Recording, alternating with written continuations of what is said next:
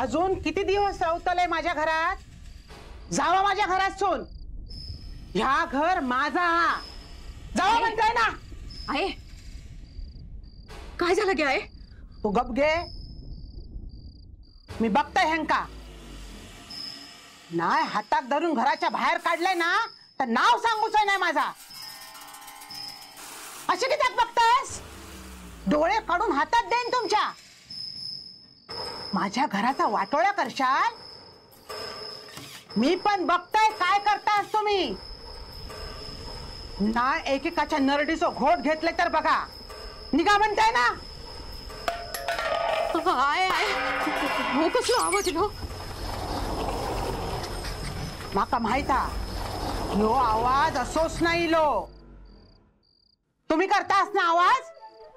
खबरदार असा काय केला असत. दागिन्यांका हात लावू नको. खबरदार. ठेवा तो सामान. ह्या सामान ह्या घराचा आहे. मी तुमका नेऊक देऊचंय नाही. ठेवा म्हणताय ना.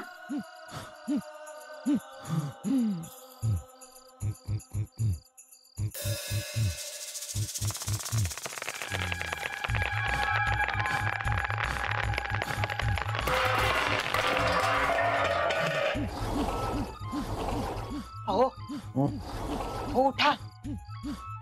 अयो का कसला आवाज ऐकू येता काय? कसलो आवाज? अजूनच येता. झोप. कोणतरी काहीतरी करत असं. यावेळी सरिता झोप.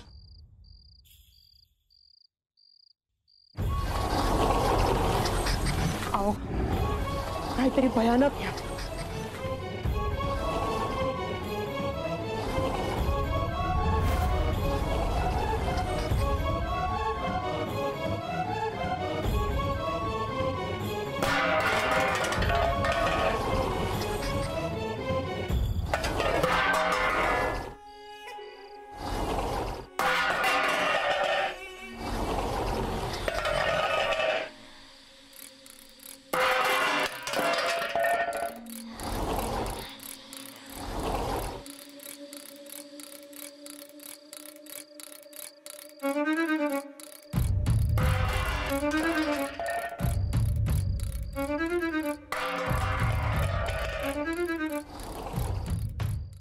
अभिराम, पूर्वा, या घरात तुम्हीच दोघं शिकलेले आहात. निदान तुम्ही तरी इतरांसारखा विचार करू नका ना. वहिनी खरं सांगू मला ना काय करायचं तेच कळत नाही. आणि एवढ्या सगळ्या गोष्टी घडत असताना कुठल्या गोष्टीवर विश्वास ठेवायचा? जे दिसतं त्याच्यावर. जे दिसतच नाहीये त्यावर का विश्वास ठेवायचा? काकी मग हे सगळं का होतंय? ते सगळं काय आहे, कोण करतंय ते बघावं लागेल. हे मॅनमेड आहे. सो प्लीज घाबरू नका. दारा खिडक्या उघड्या ठेवा. आणि आर्चिस, या सगळ्यावर तू विश्वास ठेवायचा नाहीयेस. ओके मामा.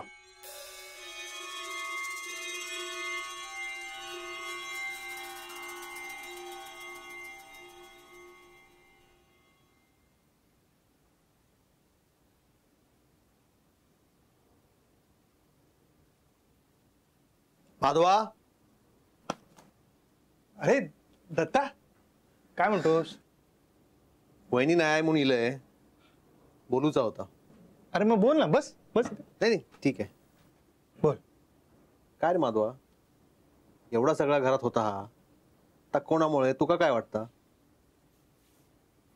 घरात जे काय होतंय ते मी बघतोय, पण कोणामुळे होतं ते मी कसं सांगू शकणार ना.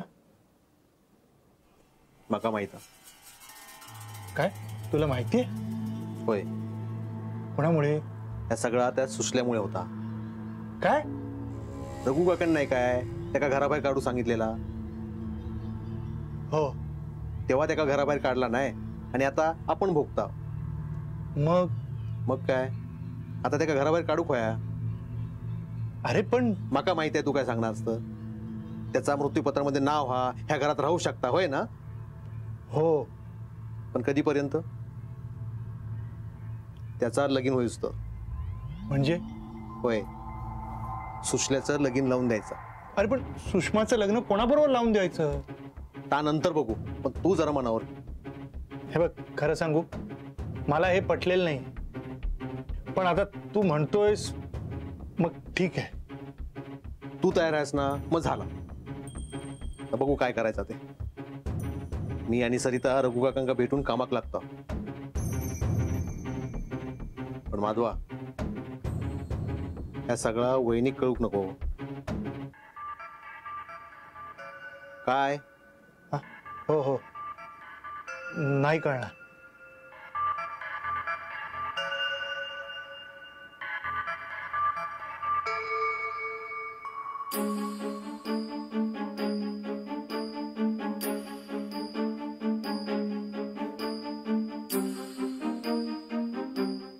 माका जाग येली तशी मी ह्यांका उठवलंय. मग दत्तभाऊ उठले काय? अगो उठतच नव्हते, मी उठून घातलंय. ह्यांका सांगितलंय, अहो आवाज ऐका. कोणतरी कसला तरी सामान घेऊन जाईत असल्यासारखा आवाज येत होता. मी ह्यांका म्हटलंय खाली जाऊया. मग आम्ही दोघा जण खाली गेलाव. बघताव तर कोणच नाही खाली. सगळी जना डाराडूर झोपलेली.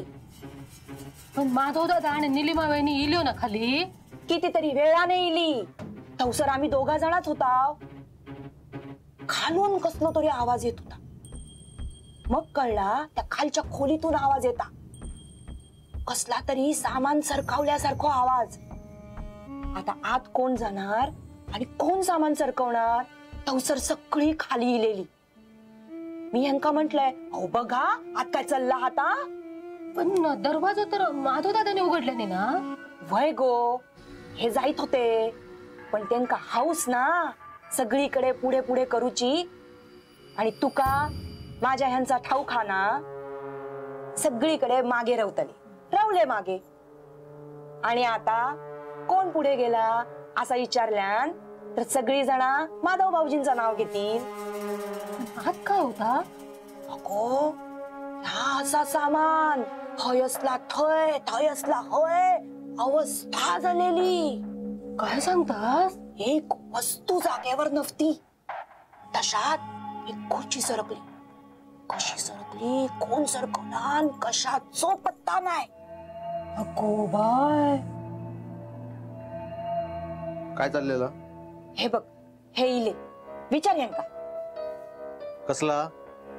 काल रात्रीचा. त्यानंतर सांगतोय, पारायणच करतोय मी. यमुना, आधी तू बाहेर जा, कपडे वाळीत घाल.